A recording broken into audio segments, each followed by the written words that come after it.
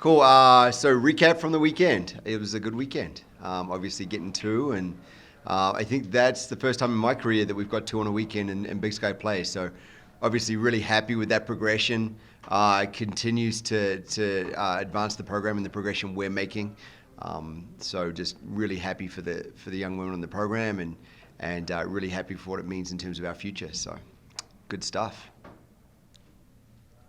Kind of, tell us about this last Saturday, getting the win. Mm-hmm. What exactly went right on Saturday? Yeah, I think on Saturday, we won the serve pass battle. There's no doubt about that. And then, we're able to execute the game plan to a high degree. I really challenged. We had a meeting with our leadership group this morning. We do that each Monday morning, and we review the weekend or the week gone and look ahead to the week ahead. And I think we came out with a lot of passion and enthusiasm on Thursday.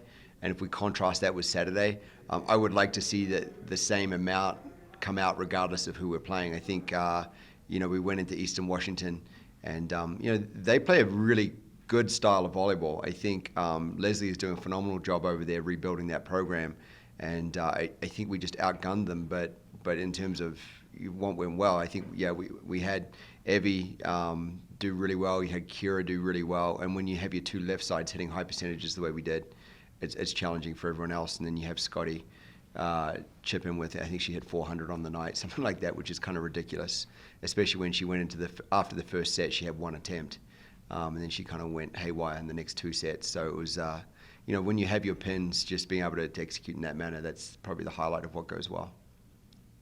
Coach, back to Thursday, Alyssa setting a school's all-time digs record.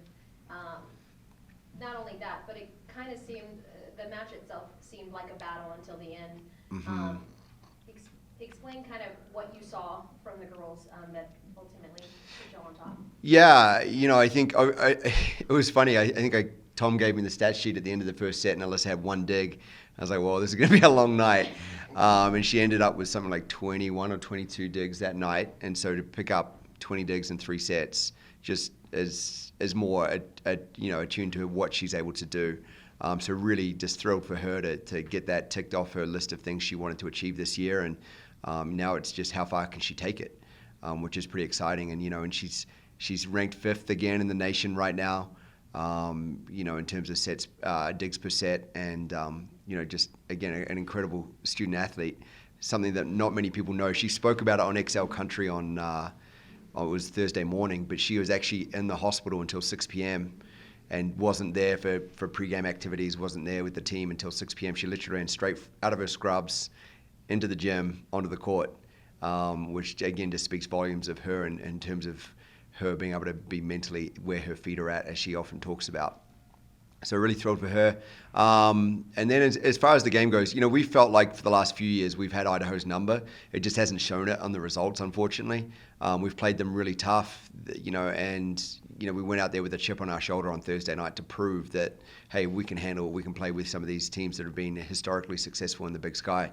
And, so we feel the same way this weekend going to NAU, SEU.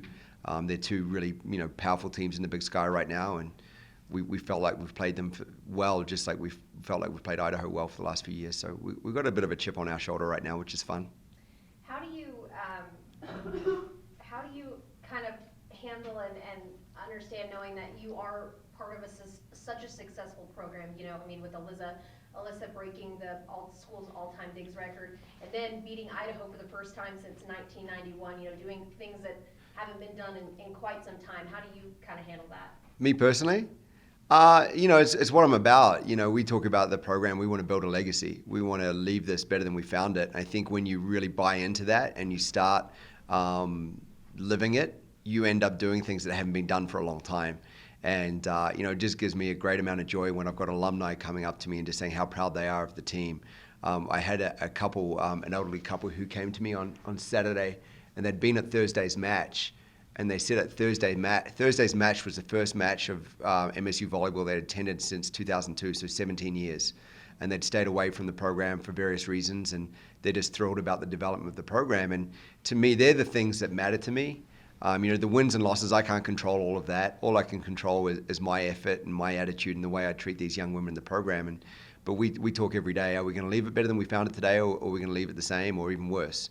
And the girls are bought into doing everything they can to leave things better than they found it, and build a legacy. And I think when you have the hard statistical things like Rizzo has right now, you can point to those and say, yeah, she's doing it. But I look at I look at kids like Sydney Matheson. I look at kids like Evie Wilson, who hasn't had a career where she started every match. And those are two young women to me who are without a doubt leaving this program better than they found it when they came in. And that to me is the greatest joy I can have in this job. The wins and losses, they'll come, they'll go. I was watching film on NAU just before I came in here, and I was like, we had a bit of bad blood with them last year. It was interesting. At the conference tournament, there was a bit of a spat, and it was fun. And it might be our time, it might be not with them. We've got to roll the balls out and see, but it's going to go in cycles, right? And so you got to enjoy it when it comes, but ultimately you got to enjoy the young people that you're working with, and the development that you see from them and the commitment you see from them is pretty awesome. Coach, over the course of the schedule you've played so far, is there something that you're noticing? Maybe if you go back and look at the film from that game, is there something that you're noticing has kind of been something that you've noticed you're trying to build on, something that's been giving you guys a competitive edge? Yeah, I feel like our serve-receive game and serving game has been really solid. And, I think if we talk about being in system a lot, and if we're able to execute at a high level, I think we're operating at like 57, 58% in system right now. Our goal is above 60%, but that's a solid number, no doubt. If you're in system more than half the time and you're able to force your opponent out of system more than half the time, then typically the game will go your way. And that's really the foundation of everything we do. We spend a ton of time serving, spend a ton of time passing. And really just dialing that in so we can run our offense the way we want. When you look back to your preseason schedule, Idaho made that run in that fourth set kind of late. Yeah. Did you guys pull off of some of those five-setters that you weren't able to close out in the preseason? Jason, yeah, you got me there. I daydream about it every day. No, I mean, I look at Arkansas and I feel like that was an opportunity when begging, knock off a Power 5 in their gym.